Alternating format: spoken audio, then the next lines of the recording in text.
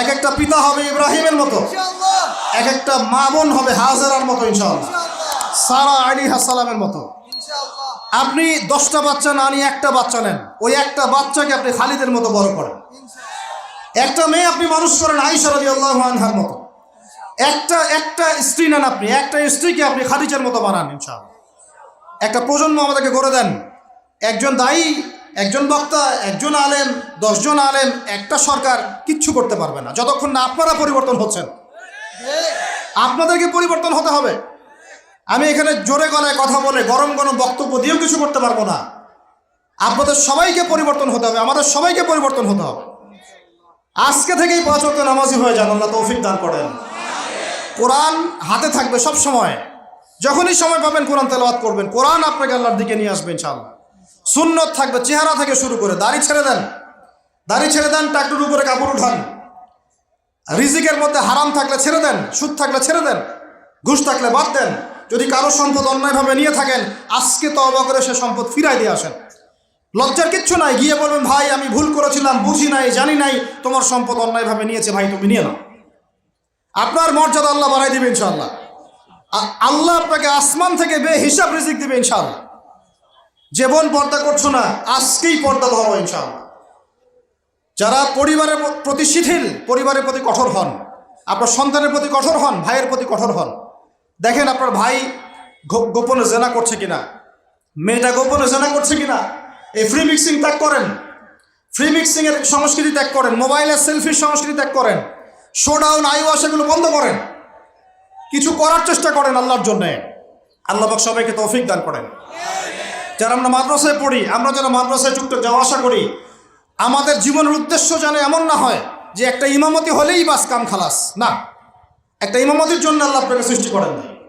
একটা বই লিখেছি বাস অনেক কিছু হয়ে গেছে, একটা মাদ্রাসা প্রতিষ্ঠা করেছি বাস অনেক কিছু করে ফেলেছি, এমনভাবে কখনো চিন্তা করবেন না। স্বপ্ন বড় করেন, লম্বা স্বপ্ন দেখেন, দীর্ঘ স্বপ্ন দেখেন, বাইতুল মুকদ্দাস পর্যন্ত স্বপ্ন নিয়ে যান, আল্লাহ তৌফিক দান করেন। আর আমরা কোনো বিচ্ছিন্ন জনগোষ্ঠী না, আমরা একা একা কখনো আইন হাতে তুলে নিব না, ঠিক আছে? আমরা একটা পুরো জাতি করবো ইনশাআল্লাহ, ওই জাতিগতভাবে আমরা এগিয়ে যাবো ইনশাআল্লাহ। আল্লাহ পাক আমাদের প্রশাসনকে হেদায়েত দেন, সরকারকে হেদায়েত দেন, আম জনগণকে হেদায়েত দেন, মা বোনদেরকে হেদায়েত দেন, যুবক ভাইদেরকে হেদায়েত দেন।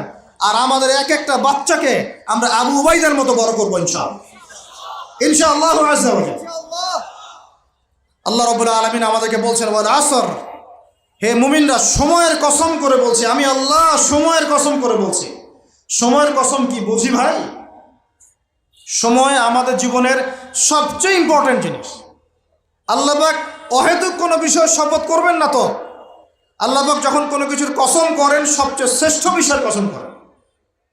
তাহলে আমাদের জীবনের সবচেয়ে শ্রেষ্ঠ বিষয় কি? আরো জনে বলেন। এই সময়টা আপনি একটু ঠান্ডা মাথায় বাসায় গিয়ে চিন্তা করেন। আজকে আপনার মাই ওয়াজ করে গেছে, আমি একটু চিন্তা করি, আপনার আমার হায়াত সর্বোচ্চ হয়তো 60-70 বছর, আরো হয়তো আল্লাহ বাড়াই দিলে 100 বছর, এর বেশি গড়াইও আমাদের নাই, আছে? এখন আপনার বয়স কত? কারো 20, 25, 30, 40, 50, ঠিক না ভাই? ঠিক। এখন আপনি বাসায় গিয়ে চিন্তা করে দেখেন, যদি আমাদের হায়াত হয় 60 বছর, আল্লাহ আমাদেরকে যেন দীর্ঘ নেক হায়াত দারাজ করে না, আমিন। আমাদের ভাইদেরকে, বোনদেরকে, ওলামায়ে কেরামকে, আমাদের নেতাদেরকে, সবাইকে আল্লাহ পাক দীর্ঘ নেক হায়াত দারাজ করেন। এখন কথা হচ্ছে, যদি ধরে নেই যে আমাদের হায়াত 60 বছর, আপনার আমার বয়স থেকে কিন্তু 30, 40, 50 বছর অলরেডি চলে গেছে। এখন চিন্তা করবেন যে এই সময় যেটা চলে গেল, এই সময়ের মধ্যে আমি কতটুকু নামাজ পড়েছি, কতটুকু রোজা রেখেছি, যাকাত দিয়েছি কতটুকু, হজ ফরজ হয়েছে করেছি কিনা, দিনের পথে আমার অবদান কি, দিনের পথে আমার অবদান কি, আল্লাহর দিনকে যে আল্লাহ সাহায্য করতে বললেন আমি কি করেছি। এই চিন্তাটুকু বাসায় গিয়ে করেন। এর সাথে এই চিন্তাটাও করেন যে এই 30, 40, 50 বছরে আমরা গুনাহ করলাম কতগুলা, কতদিন নামাজ পড়ি নাই, কতদিন রোজা রাখি নাই, কতদিন সুদ খাইলাম, কতগুলো মেয়ের সাথে আমার সম্পর্ক ভাই, কতগুলো ছেলের সাথে আমি টাঙ্কিবাজি করি, দেবর ভাবি, এখন দেবর ভাবি, তারপর শালিদুল্লাহ ভাই, পরকিয়া কত কি চলতেছে। এখন মানুষ লিঙ্গ পর্যন্ত পরিবর্তন করে, নাউজুবিল্লাহ। জেনা, সুদ আর ঘুষ আর ব্যভিচার আর অশ্লীলতার সয়লাব চলতেছে আমাদের শহরগুলোতে। এই শীতকালের মৌসুম বিভিন্ন জায়গায় ধুম ধারাক্কা গান বাজতেছে, দেখেন না আপনারা? শোনেন, যখন মানুষ বকধার্মিক হয় তখন সমাজটা এরকম হয়। আপনি মনে করছেন নামাজ তো আমি 5 ওয়াক্ত পড়ি, আমার তো কোনো সমস্যা নাই, রোজা তো আমি রাখি, কোনো সমস্যা নাই, সৎ কাজে আদেশ তো করতেছেন, অসৎ কাজের কোনো নিষেধ নাই, তখন সমাজটা কেমন হবে জানেন? সমাজটা হবে এমন, মসজিদে নামাজও হবে, পাশে পিকনিকের এরকম ঢোল তবলা বাজবে। কারণ সৎ কাজে আদেশ তো আপনি করছেন, অসৎ কাজে নিষেধ নাই।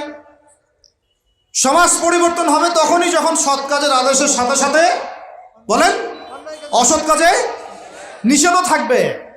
অমুসলিমরা কি করে করুক ওইটা দেখার দায়িত্ব আমাদের না। মুসলমানের সন্তানরা যেন কখনো এরকম ঢাকঢোল না পিটায়, সারা রাত জেগে এগুলা করবা, মানুষের ঘুম নষ্ট, হার্টের পেশেন্ট আছে, এইটা আছে ওইটা আছে।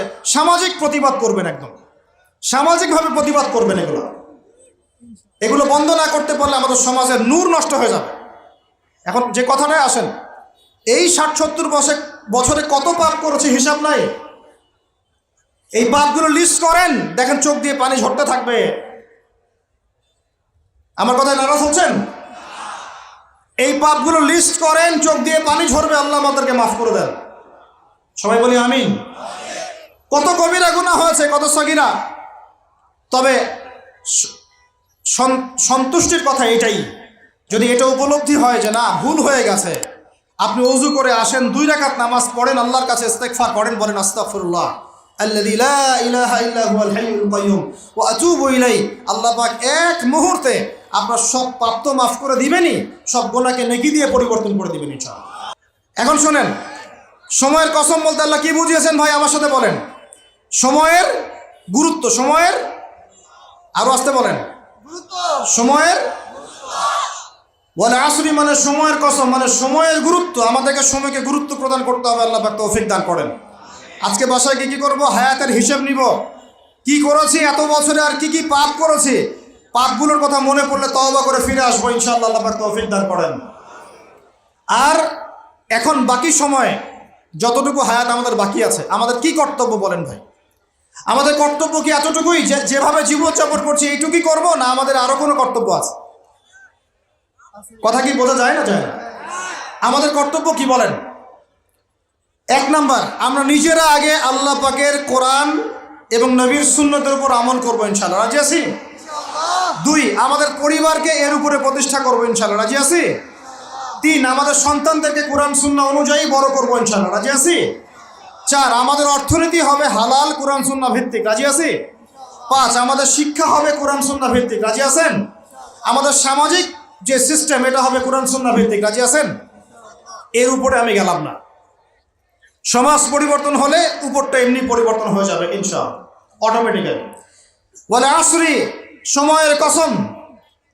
আরেকটা বিষয়, সময়ের কসম বলতে আল্লাহ পাক এটাও বুঝিয়েছেন, একটু অতীতের দিকে তাকায় দেখেন, অতীতের দিকে, পাস্টের দিকে তাকান, অতীতের দিকে তাকান, যুগ যুগ ধরে একটা সুন্নতের দিকে আপনি তাকান, যে পৃথিবীর শুরু থেকে কিয়ামত পর্যন্ত আল্লাহ পাকের একটা সুন্নত আছে। আল্লাহর সুন্নত কি? আল্লাহর সুন্নত এটা, প্রত্যেক যুগে যুগে যে বা যারাই আল্লাহর বিধান মেনে চলেছে, আল্লাহ পাক তাদেরকে দুনিয়াতেও সমৃদ্ধি দিয়েছেন, পরকালে জান্নাত দিয়েছেন, সুবহানাল্লাহ। আর দুনিয়াতে প্রত্যেক যুগে যুগে যে বা যারাই আল্লাহর বিধান মানে নাই, রাসূলের বিধান মানে নাই, আল্লাহ দুনিয়াতে লাঞ্ছিত করেছেন, পরকালে জাহান্নাম দিয়েছেন। বলেন নাউজুবিল্লাহ। আমার কথা বুঝতে পারলেন ভাই? আরো একবার রিপিট করছি, আল্লাহর সুন্নত কি? আল্লাহর সুন্নত হচ্ছে প্রত্যেক যুগে যুগে যে বা যারাই আল্লাহ এবং তার রাসূলের বিধান মেনে চলেছে, আল্লাহ দুনিয়াতেও সুখী করেছেন, পরকালেও জান্নাত দিয়েছে। প্রত্যেক যুগে যুগে যে বা যারাই দুনিয়াতে আল্লাহ এবং তার রাসূলের বিধান মেনে চলে নাই, দুনিয়াতেও লাঞ্ছনা, পরকালেও বলেন লাঞ্ছনা। এখন একটা এক্সাম্পল দেই, নূহ আলাইহিস সালামের যুগ দেখেন, যারা আল্লাহর বিধান মেনেছে আল্লাহ নাজাত দিয়েছেন, মানে নাই ডুবিয়ে মেরেছেন, ঠিক আছে কথা? মূসার যুগ দেখেন আলাইহিস সালাম, আল্লাহর বিধান মেনেছে, বনু ইসরাইলকে নাজাত দিয়েছেন, মানে নাই ফেরাউনকে ডুবায় মেরেছেন। দেখেন আপনি শুআয়বের কওমকে দেখেন, শুআয়ব আলাইহিস সালামের কওম, কওমে মাদিয়ান, আল্লাহর বিধান মেনেছে, যারা আল্লাহ পাক নাজাত দিয়েছেন, মানে নাই ভূমিকম্প দিয়ে ধ্বংস করেছে। কওমে লূত, কিছু মানুষ বিধান মেনেছে, আল্লাহ নাজাত দিয়েছেন। মানে নাই, আল্লাহ রব্বুল আলামিন লূত আলাইহিস সালামের কওমকে একদম আসমানে উঠিয়ে পাথর নিক্ষেপ করে থেতলা করে আবার উল্টা দিকে দাফন করে দিয়েছেন। নাউজুবিল্লাহ।